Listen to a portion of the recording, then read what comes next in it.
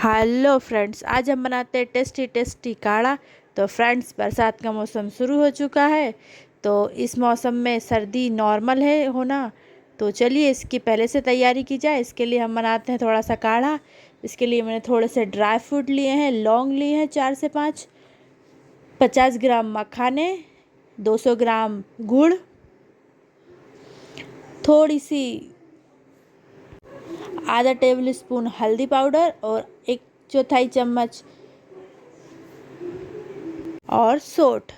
सबसे पहले हम कढ़ाई में 1 टेबल स्पून घी गरम करेंगे। घी गरम होने पे हम उसमें गोंद डाल के उसे तल लेंगे, जिससे वो अच्छी तरह से फूल जाएंगी और उसे फिर फ्राई होने पे निकाल लेंगे। ये देखिए, अब उसी घी में हम डालेंगे 4 लौंग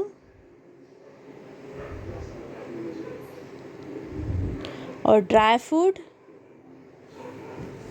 आप चाहें तो अपने अकॉर्डिंग और भी ड्राई फ्रूट ऐड कर सकते हैं, जो भी आपको पसंद हो। साथ ही साथ हम मखाने डाल देंगे और बस इसे अच्छी तरह से भून लेंगे 1 मिनट। अब इसमें हम डाल देंगे सोंठ और हल्दी और 1 गिलास हम पानी डाल देंगे